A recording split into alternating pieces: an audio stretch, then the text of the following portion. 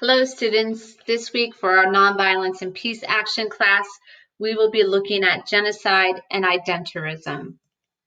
As always, you are to create a screencast assignment. Be sure to number the questions, write the questions out fully, and answer the questions in full sentences and justify your answers when prompted. For now, I'd like you to read these 3 articles about the Rohingya. And when you're reading these 3 articles, I would like you to answer these questions that you see here listed for your screencast assignment. Question number 1 is, who are the Rohingya? Question number 2 is, why are they being targeted? And question number 3 is the Rohingya experiencing a genocide? Apply Ferguson's Identerism definition. You were asked to read Ferguson's article from pages 28 to 43 about Identerism. You're going to apply his theory of Identerism to the Rohingya to see if it's truly a genocide. I also want you to watch this video from the 1990s on the Oprah Winfrey Show, and it was an anti-racism experiment. But I would like you to see whether or not it can be applied to genocide. So question 4 of your screencast assignment is this. Even though this was an experiment in racism, how can this be applied to genocide?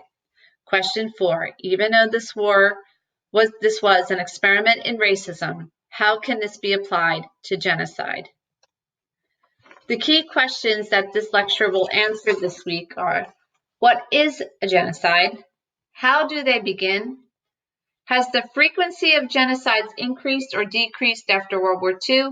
And what is Identerism?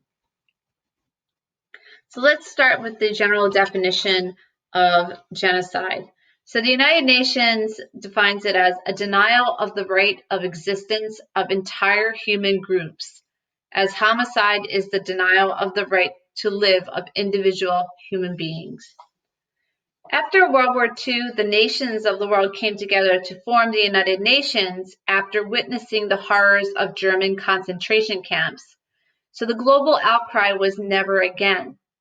So on December 9th, 1948, the members of the United Nations signed and ratified the Convention on the Prevention and Punishment of the Crime of Genocide. By signing and ratifying this convention, nation states had promised to intervene to prevent genocides or to stop genocides in practice. So we're going to dive a little bit more into this genocide in international law. So the Convention on the Prevention and Punishment of the Crimes of Genocide was entered into force on January 12, 1951, and it decreed that genocide was illegal under international law.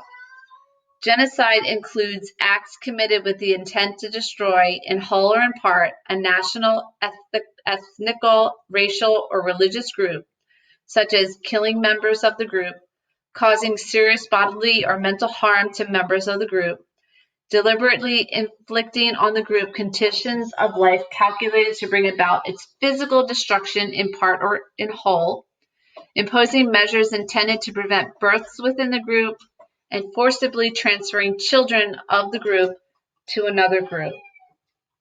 So I bring this up because this was enacted into force in 1951.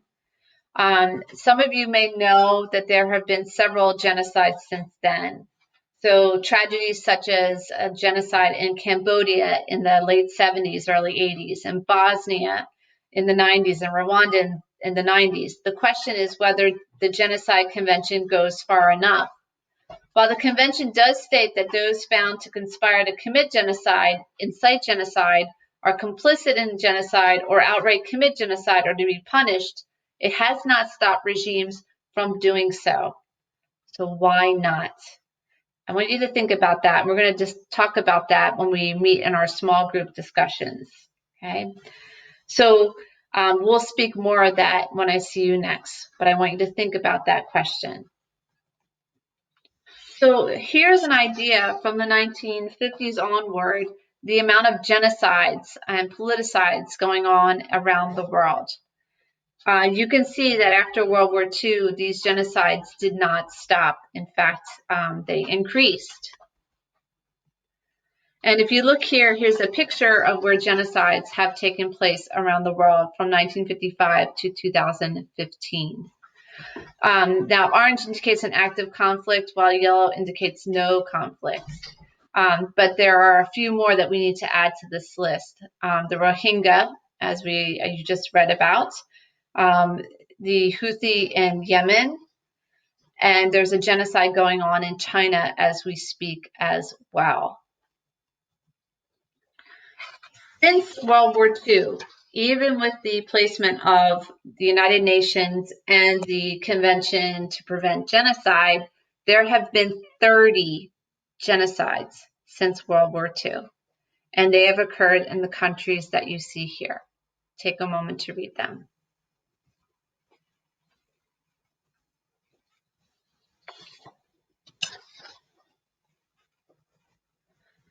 So the big question is, why has there been an increase in genocides after World War II when the United Nations was established, and was established in part to stop this? So let's talk a little bit about the history after World War II. So after World War II, the United Nations and Western powers carved up countries that were colonized by Europe, and we spoke about this last week. Europe colonized countries in South Asia and Africa and South America. They exploited them, they stole their resources, and then after World War II, they had no more money left to stay in these countries, so they fled and they left power vacuums.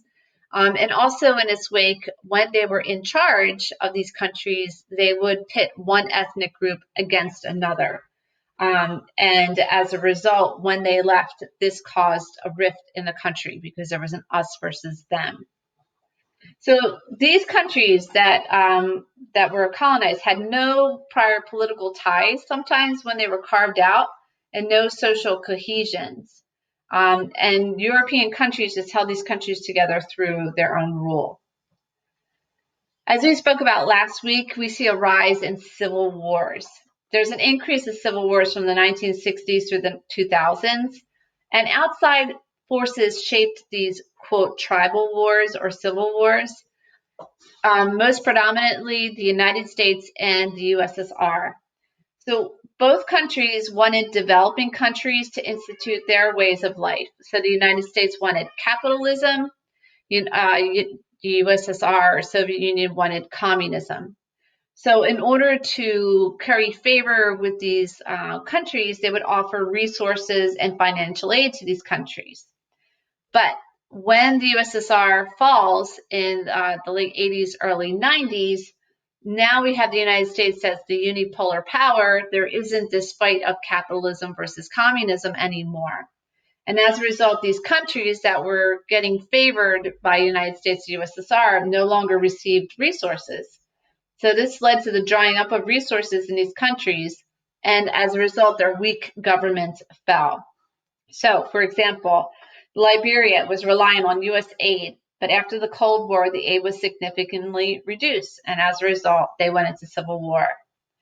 Many of these wars had torn apart states, are continuations of struggles initially supported by the U.S. or the USSR too. So like Angola, Chad, and Somalia, they were receiving these resources from the U.S. and USSR to fund their own conflicts, and they also dried up after the fall of communism.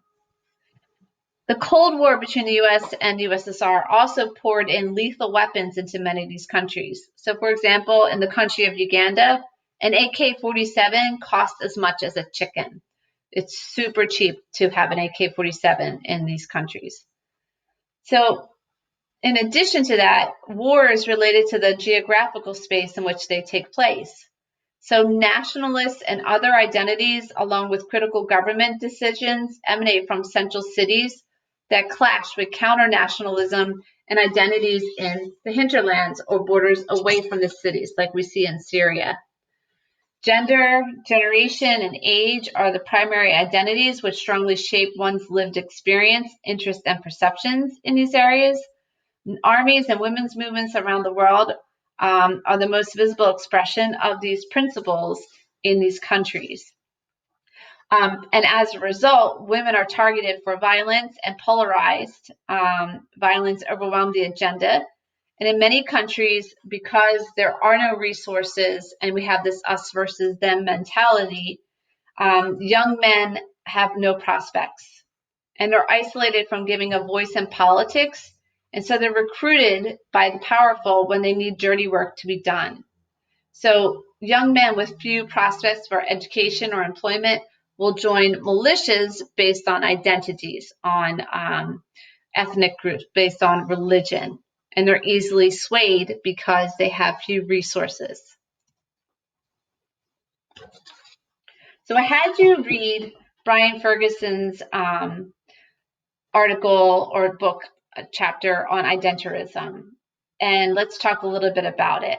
So he says that Identerism is usually based on religion or ethnicity, okay?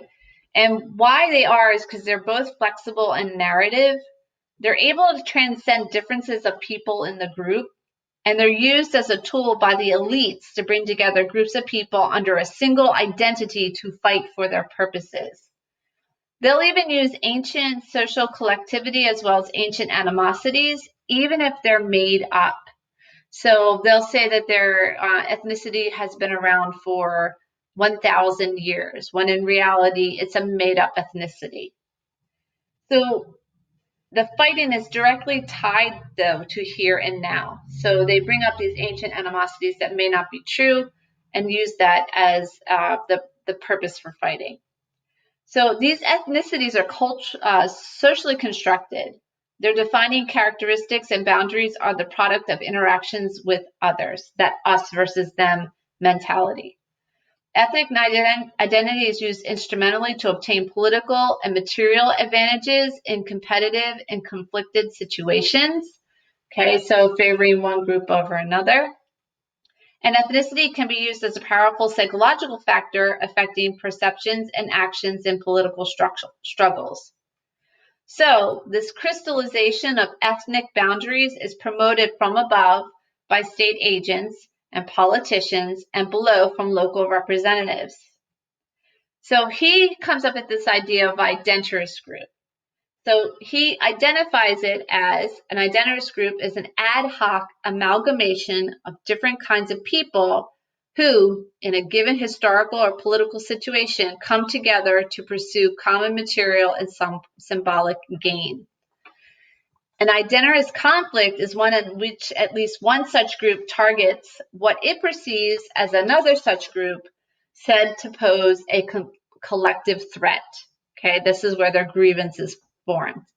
So we have this identerism in our country as well. Okay, if you look at immigrants versus citizens, we've had this history of xenophobia for years. And we say the immigrants are here to take our jobs. The immigrants are here to take our services. And we have a collective identity that they are the enemy. And then we have citizens versus citizens. It could be based on religion. And if you look at the United States, we have Islamophobia, right? So we problematize Muslims and say that they are a different religion and a different they're a different group of people, and that they're jihadists and that they're terrorists. So political leaders use identerism to their advantage, and they came up with phases. Okay, so phase one is forging an identerist coalition, and phase one means that the ethnicity gets defined. And it uses local culture and conditions to define the us versus them. The elites create a message that appeals to the interests and identities of different kinds of people. And those who hear the message respond to how well the message resonates with them, their self and their self-interests. Some people will stay in the middle, some will rush to fight, and some will reject the message. So that's phase one, the creation of us versus them. Phase two is the creation of an internal security dilemma. So this is where we problematize it, okay? The immigrants are taking our jobs. And another would be where somebody may say the Jews control the money. So these are made up, and they're there to promote hate of a certain group. Phase 3 is polarization. This is the demonization or dehumanization of the other group. It has emotional power behind it. The new enemy was previously so close, it activates feelings of treachery and betrayal, which leads to phase 4, violence. Small organized groups of violent men. One side begins to kill the other side, all in the name of ethnicity or religion. And violence hardens both sides and undercuts the middle ground and poisons reconciliation. So those are the 4 phases of Identerism. What I'd like you to do now is watch these 2 videos, one from the Human Rights Organization and the other one's called Cut the Tall Trees. I would like you to watch both of them and answer these 4 questions. So it's question number 5. Write this down. How was propaganda used in the Rwandan genocide? Question 5. How was propaganda used in the Rwandan genocide? Question 6. What media tool was used during the Rwandan genocide? What media tool was used during the Rwandan genocide? That's question 6. Question 7. What media tools will be used today? Question 7. What media tools will be used today? And finally, question 8. What was the international reaction to the Rwandan genocide? They knew that this was happening. Give examples. You could use the United States, especially from the Human Rights Watch. They speak about it extensively. So question 8. What was the international reaction to the Rwandan genocide? Give examples. What I would like to do now is I'd like to apply Identerism to the Rwandan genocide.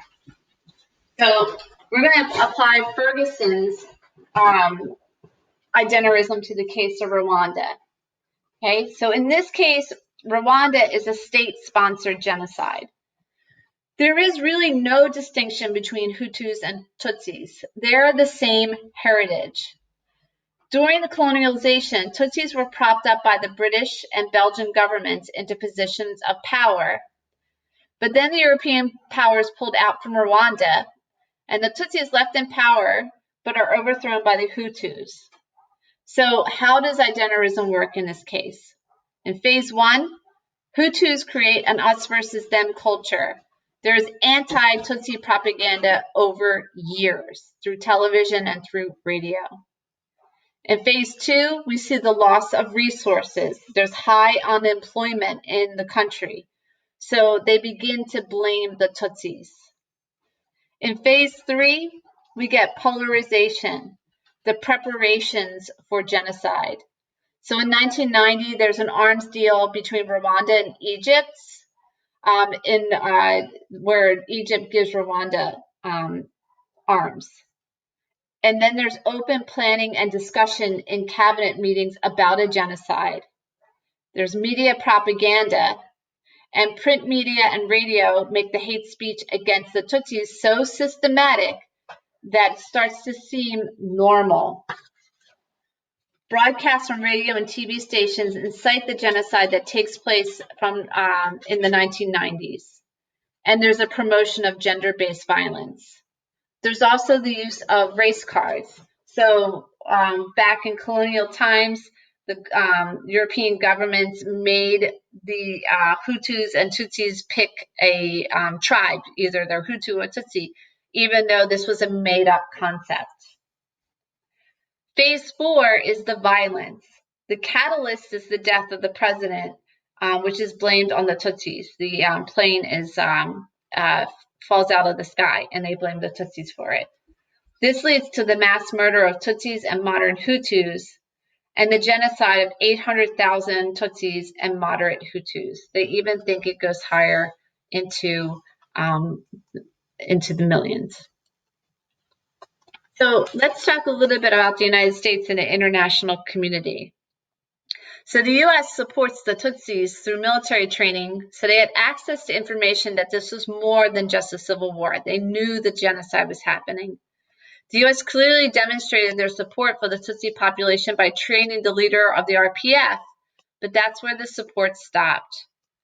Commentary suggests that mass media reported this predicament as a civil war and not as a genocide, thus making the U.S. hesitant to intervene. Security Council members were against the United Nations assistance mission for Rwanda from the start, and we're going to talk a little bit about that later on when we get to peacekeeping missions. And this was the case for the Arusha Accords and the prevention of the 1994 genocide. Therefore, former State Department spokesman Shelley refuses to use the word genocide, shows the U.S.'s lack of support for UNAMIR. There are consequences in addition to the death and mass rape in the Rwandan genocide. So Western states value liberal interdependence, economies that open their economies to their markets. That's part of the liberal markets. The World Bank experts posit that the Rwandan gross domestic product would be 25 to 30% higher had the conflict not occurred.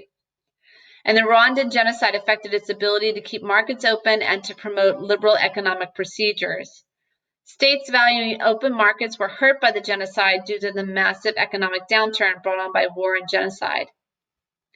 By not recognizing the genocide, thousands of people fled Rwanda to the Democratic Republic of the Congo and Uganda, putting an economic strain on these nations, and these economic strains affected their relationships with their trading partners. It also caused conflicts within those countries as well. So the destabilization of the area negatively affected the gross domestic product and the ability of bordering to maintain open markets during the crisis. So you can see here, Burundi's GDP goes down almost 4%. In 1995, almost 8%, and the GDP of Congo goes down 6.3%.